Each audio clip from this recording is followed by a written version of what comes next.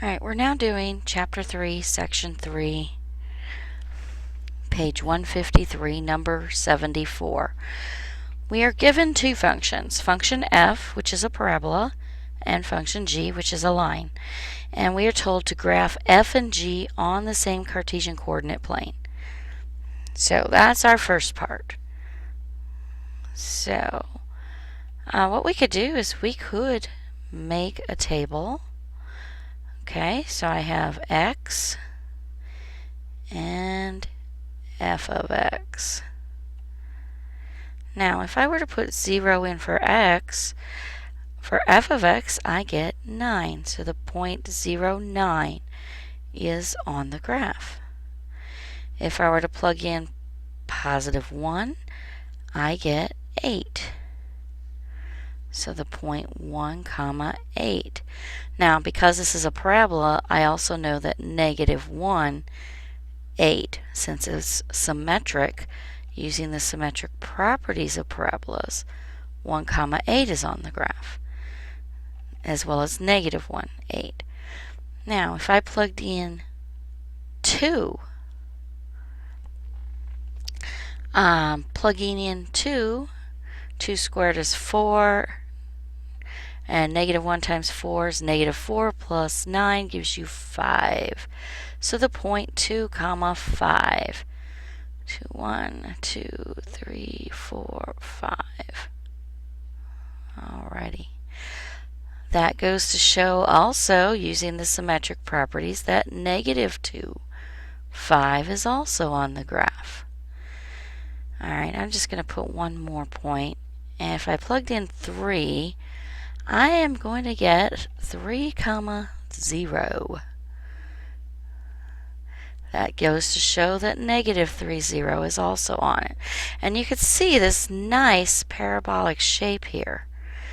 Okay, so it comes from way down here. It goes, let's see, getting our nice parabola.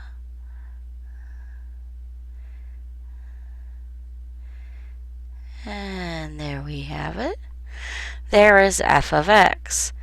Now, to do g of x is a line. So I'm going to make another table.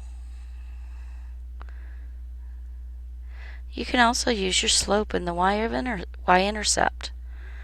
Okay, now, if I were to plug in 0, I get the point 1.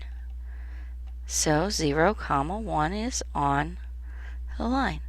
Now, I could plug in points like plugging in 1. 2 times 1 is 2, plus 1 more makes 3. But I could also, 1, 2, 3. I could also just use my slope and count up 2 over 1. There is a point of intersection. Now, I could also count down 2 and left 1. Down 2, left 1, down 2, and left 1. Okay, and then we connect our dots to make our line.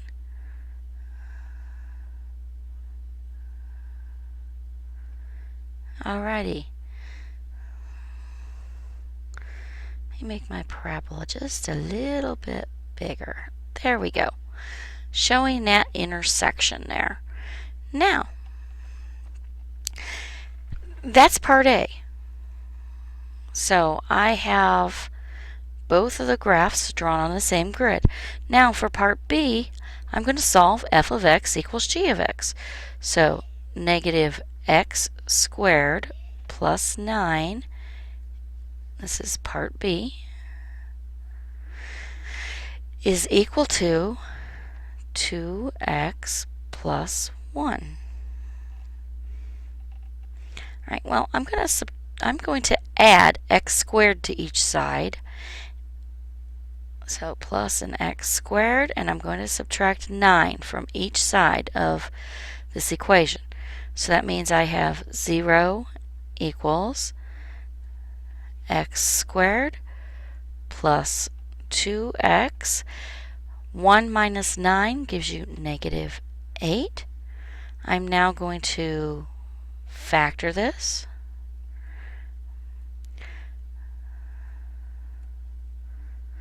We have an x and an x. Opposite signs. 1 plus, minus, plus 4, minus 2. Take each factor, set them equal to 0. So x plus 4 equals 0, and x minus 2 equals 0. Solve each equation. So this first one, we subtract 4, and we get x equals negative 4.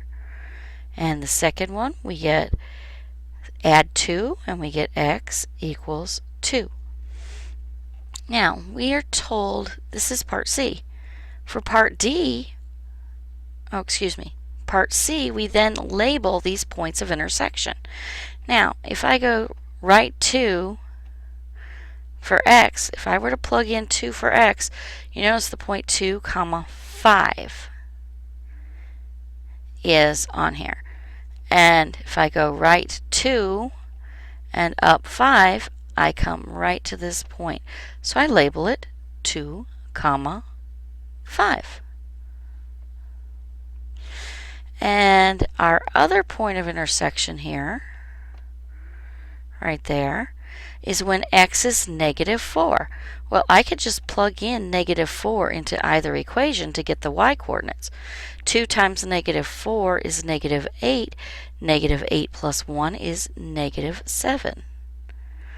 So this is the point negative 4, comma, negative 7. And that is part C. Now part D, they want us to do some shading. It says shade the region above F. Now remember, F is the red parabola. So above F is all of this here. And it has to also be below G. Well, G is the blue line. So above F and below G is this region here and this region here. And there we have it. Problem 74.